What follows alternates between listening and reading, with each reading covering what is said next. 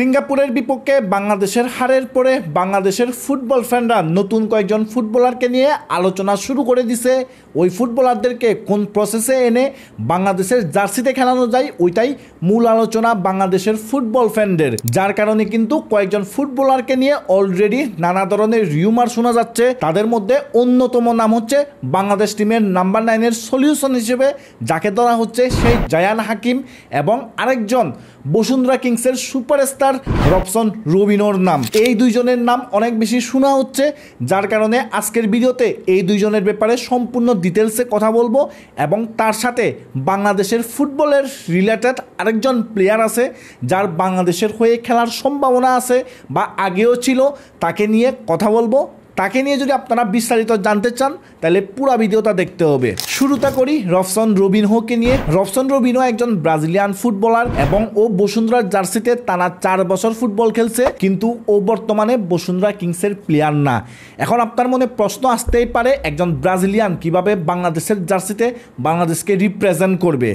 ফিফার রুলস বলে কোনো একটা বিদেশি প্লেয়ার যদি কোনো একটা দেশের লিগে গিয়ে টানা 5 বছর খেলে এবং তার সাথে ওই দেশের লিগে যে 5 বছর খেলবে তার মধ্যে প্রত্যেক বছর ওই দেশে কত দিনের জন্য বাইরে যাইতে পারবে ওই রকম একটা রুলস আছে। অর্থাৎ 5 বছর হচ্ছে ফার্স্ট রুল, এবং সেকেন্ড রুলস হচ্ছে যেই দেশের লিগটা খেলবেন ওই দেশে 1 বছরে আপনি কতবার বাইরে গেছেন এরকম একটা রুলস আছে। ওই রুলসগুলো যদি ফুলফিল করে ওই প্লেয়ারটা, তাহলে ওই দেশের নাগরিকত্ব নিয়ে ওই দেশের জার্সিতে ওই প্লেয়ারটা খেলতে পারে। তো রবসন রবিনোও কিন্তু ওই 5 বছরের যে শর্ত ওই শর্ত ফুলফিল করে বাংলাদেশের জার্সিতে খেলতে পারতো।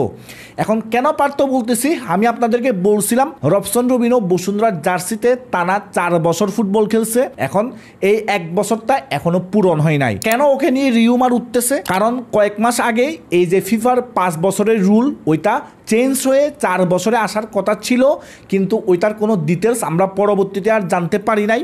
তো ওইটা 4 বছর হয়েছে এরকম একটা রিউমার শোনা গেছিল, যার কারণে মূলত রবসন রবিনোকে বাংলাদেশের হয়ে খেলানোর যে রিউমারটা ওইটা বারবার আসতেছিল। কিন্তু এসব প্লেয়ারদেরকে বসুন্ধরা কিংস বা বাংলাদেশের বিভিন্ন ঘরোয়া লিগের ক্লাব বা যারা বংশোদ্ভূত ফুটবলার আছে তাদেরকে ন্যাশনাল টিমের ক্যাম্পে বলেন বা ন্যাশনাল টিমের ট্রায়ালে আসার ক্ষেত্রে যে এজেন্সিগুলো কাজ করতেছে ওদের মাধ্যমে অফিসিয়ালি জানানো হয়েছে বা নিউজ মিডিয়ায় জানানো হয়েছে এই যে 5 বছরের রুলসটা ওইটা 4 বছরে আনা হয় নাই। অর্থাৎ ফিফার রুলস এখনও কিন্তু 5 বছরেই আছে। তার মানে ফিফার যে 5 বছরের রুলসটা আছে ওইটা রবসন রবিনো ফুলফিল করে নাই, যার কারণে রবসন রবিনোর বাংলাদেশের হয়ে খেলার আর কোনো চান্স নাই যদি ভবিষ্যতে এই রুলসটা 5 বছরের জায়গায় 4 বছরে আনা না হয়। আমার কাছে মনে হয় যেহেতু এখন এটা পসিবল না, তার কারণে এটা নিয়ে মাথা ঘামানোর প্রয়োজন নাই।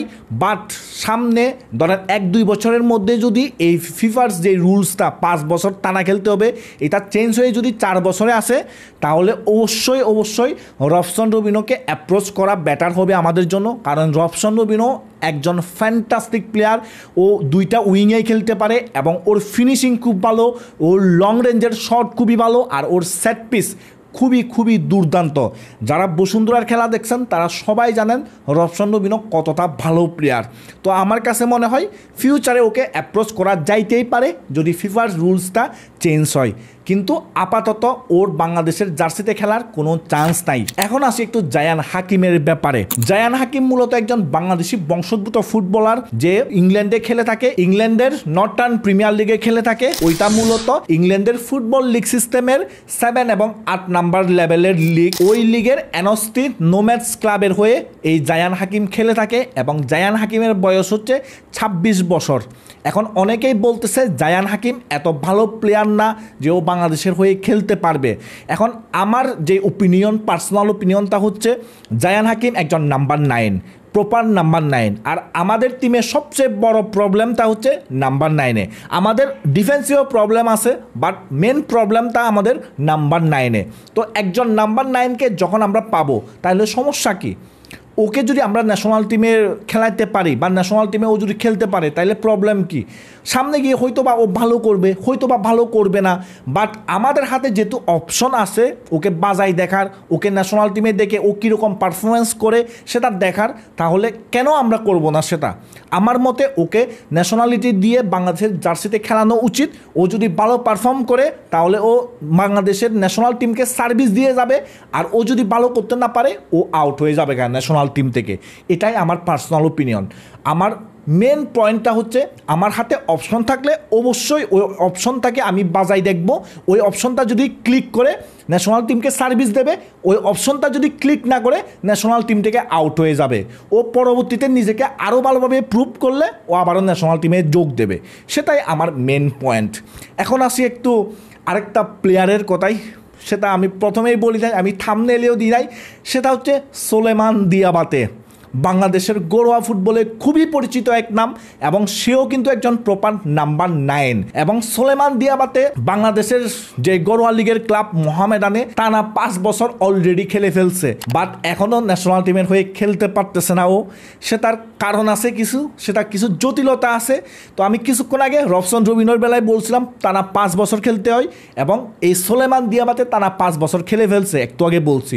বাট এখানে হচ্ছে ডুয়েল সিটিজেনশিপের একটা ব্যাপার আছে, সেটা মালিতে এবং বাংলাদেশে ওকে পাসপোর্ট নিয়ে, অর্থাৎ ডুয়েল সিটিজেনশিপের মাধ্যমে ও খেলতে হবে ওকে, যদিও বাংলাদেশের জার্সিতে খেলতে চাই।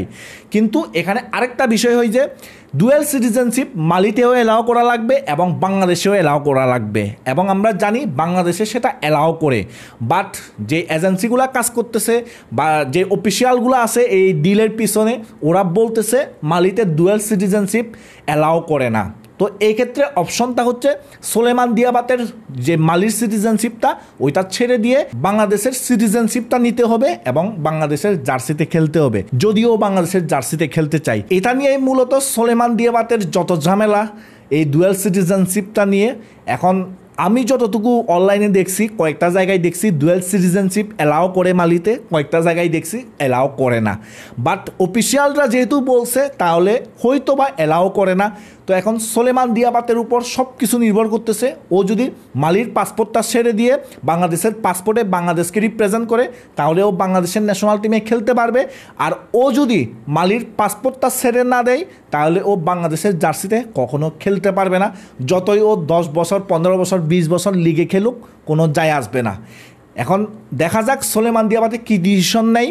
বাট আমি ওর ইন্টারভিউ যতগুলো পড়ছি বা আমি ওর আগের বিভিন্ন ইন্টারভিউ যেগুলো দেখছি সেগুলো দেখে আমার মনে হয়েছে ও যদি ডুয়েল সিটিজেনশিপ নিয়ে খেলতে পারে তাহলে ও বাংলাদেশের জার্সিতে খেলবে, বাট ওর মালির সিটিজেনশিপটা আমার মতে ছেড়ে দেবে না। সামনে দেখা যাক কি হয়। আর আমি তো অবশ্যই চাইবো সোলেমান দিয়াবাতের মতো একজন প্রপার নাম্বার 9 বাংলাদেশ টিমে খেলুক।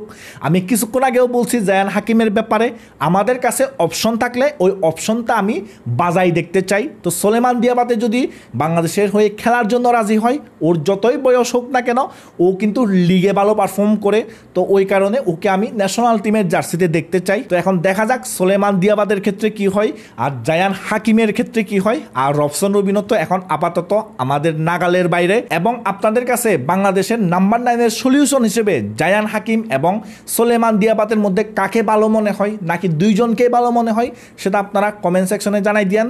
আর আপনাদের সাথে দেখা হবে নেক্সট কোনো ভিডিওতে।